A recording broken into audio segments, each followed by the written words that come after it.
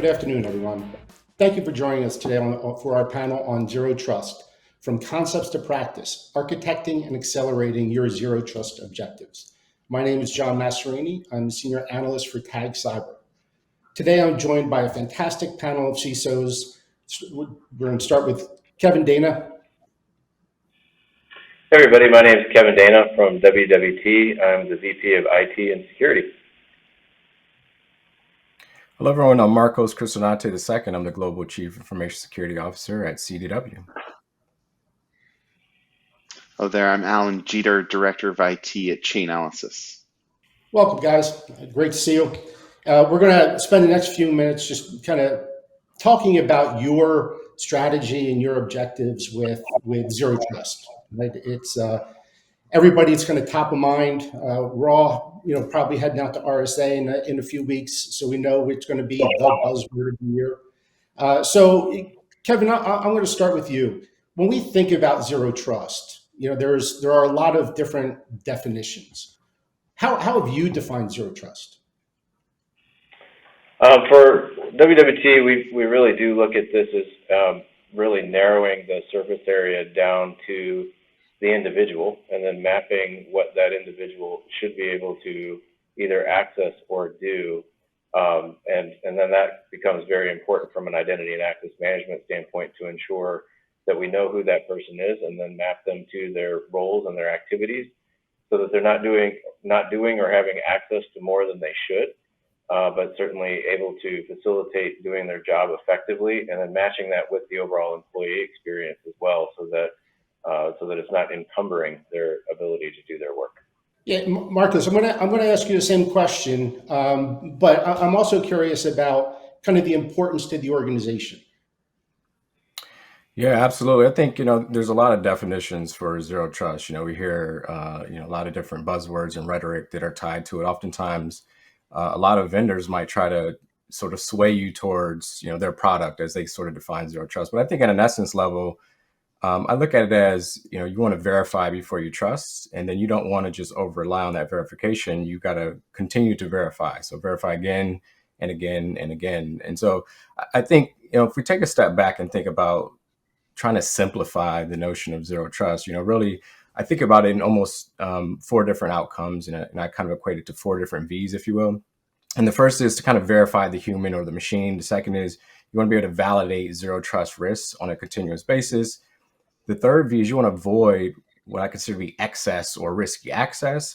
And then you want to view risk signals really on a continuous basis. And so if I kind of walk through those very quickly, verifying that human or the machine, you want to authenticate that employee, you want to authenticate that third party or that system to ensure that they are who they claim to be using factors that are essentially resistant to credential phishing. And so that second V is validation, right? So you want to validate that risk continuously, which means that you don't want to blindly trust that initial verification. As I mentioned, that verification is essentially a snapshot in time. Risk can continue to increase. And so you want to make sure that you're continuously validating that risk. And then the third is you want to avoid anything that is excess from a risk perspective based upon a variety of risk vectors. For example, has the device health on that particular asset changed? Is the endpoint firewall disabled, as an example? So you want to make sure that you're continuously verifying that risk and then voiding it if something is risky.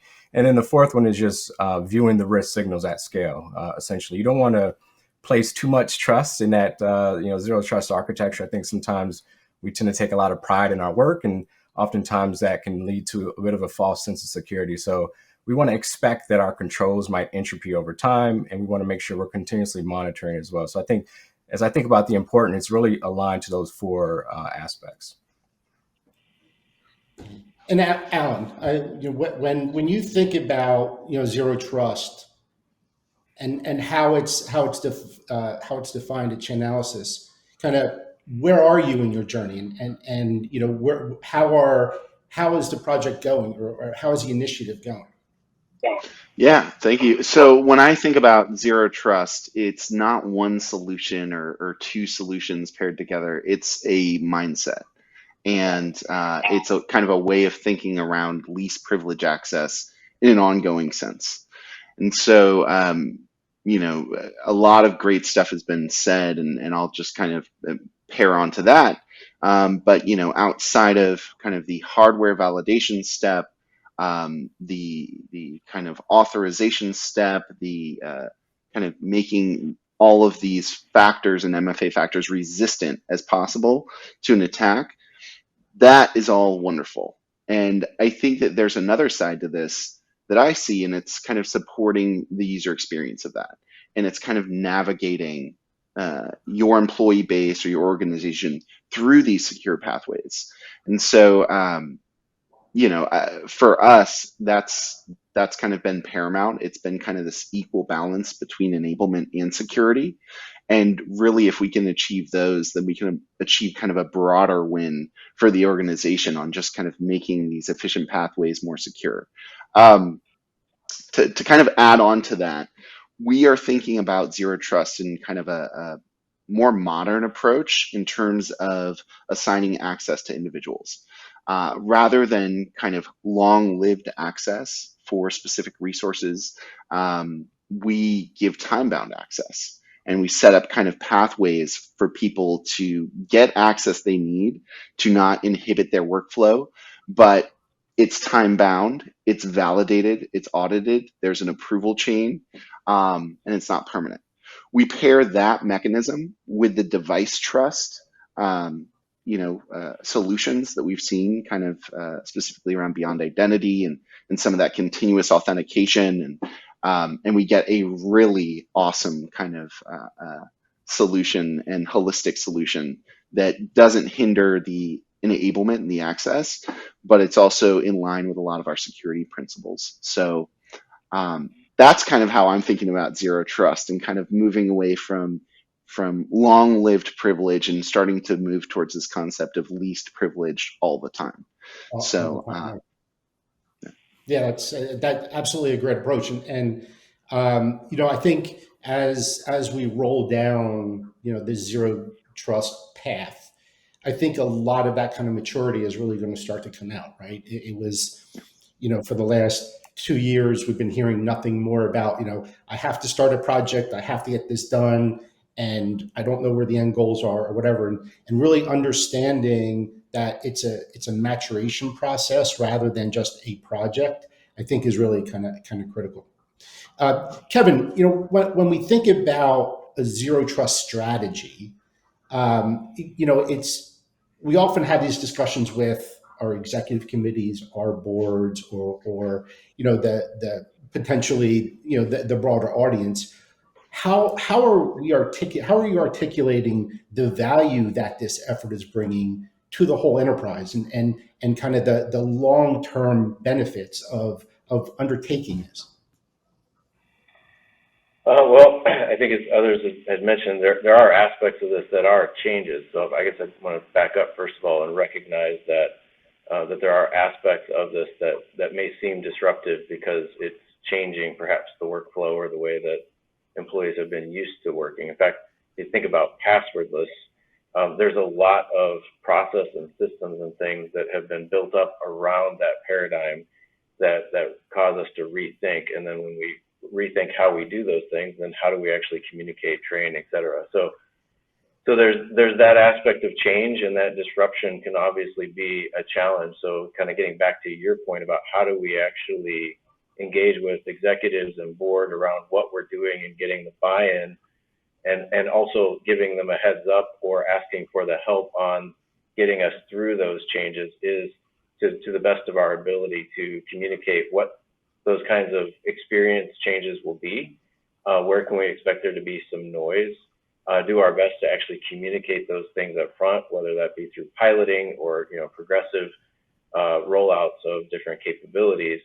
But then with that also, which I'm assuming everyone has as a basis, is reports on the different metrics that we have from a security standpoint, and our reports out to the board on a monthly or quarterly basis. So we can start to show where we are being more effective through some of those changes, whether it be a reduction in stolen credentials through phishing exercises, whatever those metrics are. Those are the things that we would want to kind of hone in on and show cause and effect through some of these changes. It won't be necessarily black and white, night and day, but we would and should expect to see there to be a difference overall through that helps to essentially quantify the benefits that we see by pivoting towards this approach. Marcus, I want to tie into what Kevin just mentioned. So when you as security executives, we've all kind of had to make the decision around, what efforts to undertake and where to, align the budget and how to kind of move the whole program forward. Where does the zero trust strategy, align and when it comes to importance in your long term? If you think 2, 3, 4 years out, where does your zero trust strategy play in that long term role? Yeah, I think some really good points there. Ultimately, it's definitely a matter of connecting with the business and making sure that they understand the whys. And I think about this in two contexts. One is the threat context, and that's really not about FUD or fear, uncertainty, and doubt, but it's about data, it's about facts, it's about stats. If you look at any of the key sources that are out there, whether it's the Verizon data breach report or CrowdStrike's threat report from last year.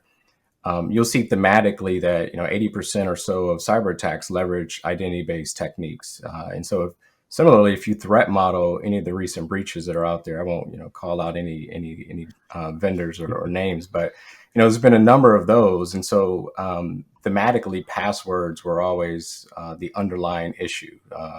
Whether it was a password or whether the attacker was to gain access, bypassing MFA, getting that credential, and then being able to log in from an untrusted or unauthenticated device. So I think that's kind of the first context to root it in, really at sort of threat lens. But then there's also the compliance lens. When you look at the sort of regulatory requirements that are out there today, government mandates, NIST, DoD, the White House just released an executive order, and similarly the national cybersecurity strategy just came out. Often also reference the need to ensure that a phishing link or to ensure that someone using a bad password isn't something that's going to create national security risk. And so similarly, you don't want that to create risk for the business. And so it's all about really explaining that why. And I think those two contexts are key, the threat context and that compliance context. And then in terms of the roadmap, ultimately, this is, to me, an area of focus. When you look at those stats, when you look at those, those data points around what are the key, breaches and the root cause of those breaches, ultimately, we want to adopt an approach that will reduce, classes of attacks. And if we know that statistically that is the top class, then that's definitely something that we should be looking to prioritize now. Yeah, absolutely. And it, we've all been doing this for a long time, and it's lovely to see the transition from just running after fires, patching, doing all that, throwing firewalls at problems, and really addressing some of the underlying issues. I mean, I would argue security people hate passwords more than anyone else, right? Because we really know that it doesn't give us much security. So I really love what all three of you are talking about right now, because it's really going to change fundamentally how we address things. Alan, I'm going to flip it back to you. Kevin kind of mentioned some of the higher the kind of higher end projects like passwordless and such. What are some of the key pieces and functionality that our listeners can really kind of go back and think about on how to start this effort? Right, we talk to a lot of enterprises, and there is a lot of intimidation. Right, a lot of people are just they don't know where to start. They really don't know. We always get the question, well, how do we know when we're done? Right. So if there were three things you could just say, just start looking at these. What can people use? What some of the ideas that people can take away to really get going down this path? Yeah. Thank you for asking. I think, I try to look at maturity stages in a crawl, walk, run comparison. So maybe I'll give kind of all three to answer your question, I would say the crawl stage in terms of adopting a zero trust solution for an organization might be to leverage a new technology like passwordless, like Beyond Identity, that could, add on to the current authentication security robustness, and that would be maybe the crawl stage. I would say maybe the walk stage is starting to define your perimeter a little bit better and shifting your compliance requirements onto the user rather than kind of chasing them down. Creating this proactive policy that in order for your users to continue to work, they need to be compliant. And so I think that's the walk phase, and that can be turned on with some of the Jamf integrations inside of Beyond Identity to start to kind of flip your approach on managing compliance at scale. The third is kind of the run phase, is going more towards this continuous authentication, which Marcus mentioned, and really having the initial alerting when policies are broken or devices break certain rules, and then having kind of the holistic long-term data set to start to analyze trends as well in anything that catches. And so, yeah, I would say all three of those tracks encompass the Beyond Identity product, depending on what organization and what stage you're at. That would be maybe a good kind of quick recommendation on three various pathways to achieve a more zero trust approach. Kevin, I'm going to same question, but maybe a slightly different perspective, right? So, again, we're all fighting for budget and trying to balance, our spend. When we sit down and really kind of lay out that strategy, how do we communicate something as conceptual as zero trust, or even, I mean, you mentioned it, right? Passwordless. That's a concept that most non-security people would, not struggle with, but kind of look at you, go, what do you mean we're getting rid of passwords? How do you communicate that to non-security folks, board members, executives around the benefits of the not just the solution but the direction? Yeah, I think the angle of attack or approach, I guess it's not an attack. I don't want to attack the board, but it would be, I guess first and foremost, for better or for worse, there is a benefit of the board and the public at large is quite aware of ransomware and phishing at this point because of all the coverage. And not to use that as a fear mongering, but it's an easier approach to be able to articulate or to engage there because they're dealing with that. They're often targets of the phishing more so than the rest of the population. So that would be the first aspect of kind of framing at least one attack vector that they would be familiar with, and then extrapolate from that other attack vectors that would be similar, but certainly as dangerous or more so because it'd be getting into the vitals of our systems. So then being able to show then and talk to how something like zero trust in principle, as Alan said, and the different kinds of capabilities that would be there, but even more particularly here, something like passwordless as here's an opportunity that actually creates a better overall user experience and helps to mitigate these types of attack vectors is at least one aspect of this that would help to make that very real to them in a place that they read in the newspaper on a daily basis. So that would be the one kind of piece that I would get to. That way we can frame the problem sets and make it less conceptual and more real.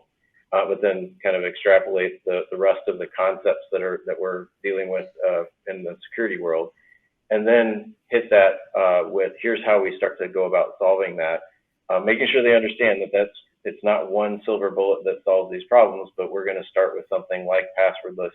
We're going to remove admin level access if that's something that hasn't been tackled before. You go with role-based security, or as Alan mentioned, time-based types of things. So I think the combination of those things helps to make that real and pragmatic as opposed to conceptual. and then hopefully then the money follows because you've been able to make it a real thing that they would see a return on from that. Yeah, and that's kind of the certainly when I was been sitting in the seat, it's always they trust us, they trust us to spend, but we have to show progress, right? And that the ability to compartmentalize it and lay it out like you had said is absolutely critical. So Marcos, I'm going to kind of pivot to you in the same kind of vein and really ask when you started this, how did you pick what you were going to attack first? How did you decide that we're going to go? We hear a lot of people say, I don't know where to start. It feels like I'm boiling the ocean, and we have to disrupt the whole infrastructure. What opportunities did you have that you really said, okay, this is a great place to start down this path, and we're going to be able to use it as a proving ground and really show the benefit of it? Yeah, I think just kind of going back a little bit, and then I'll come back to that piece. Is I think the last question was a good one, because ultimately there's a level of I mentioned kind of stats and data and sort of facts. When you're able to lead with business value and to put things in terms that the business understands, I think you can get that buy-in, that adoption. You can allow executives to reach that epiphany that this is a path forward. And so specifically, when you start talking about the time it takes to reset a password, as an example, the number of help desk tickets that come through for password related requests, whether it's a lost password, forgotten password, password resets, that takes time and impacts productivity. So there's a cost dimension to that. So being able to unpack that and to convey that, I think is very important.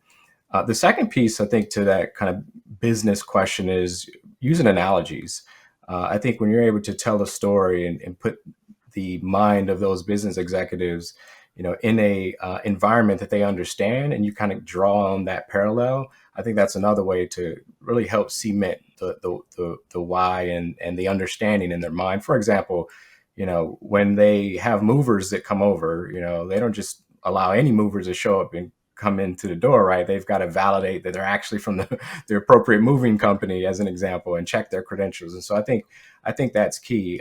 But in terms of what you said specifically around where do I start, I think it really just depends upon kind of the business architecture, the network architecture, the level of maturity today. When you think about the way in which we work today, we're all kind of global, this sort of hybrid working environment.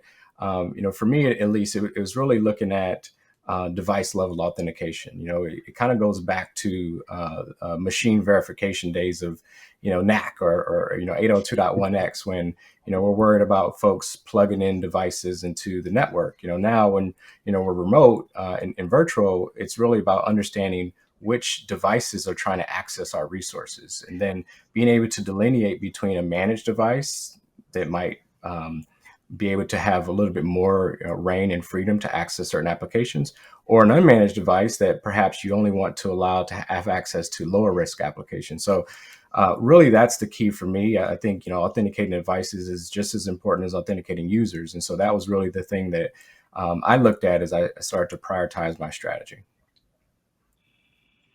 Awesome.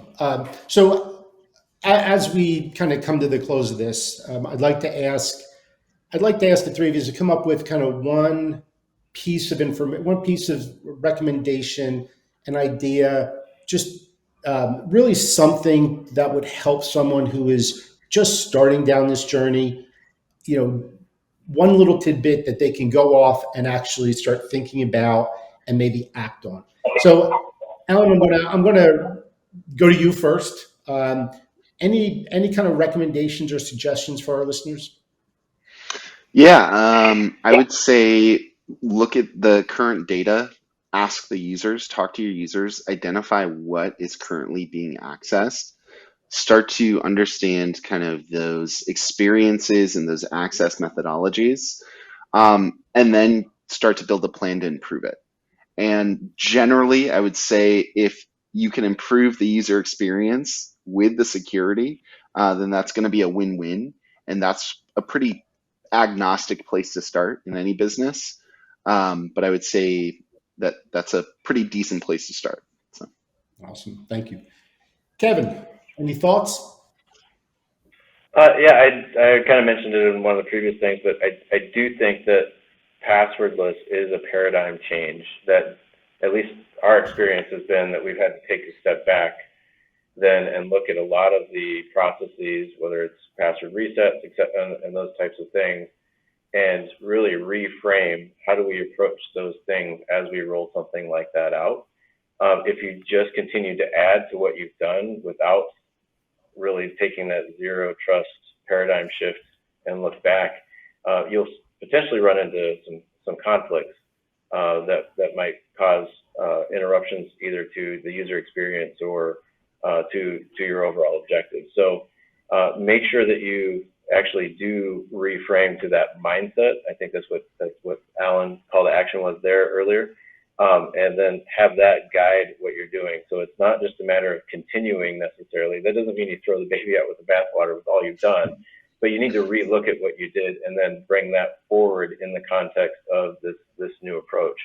When you do that, just to re-echo those things, it does provide greater opportunities for increased security and better overall user experience.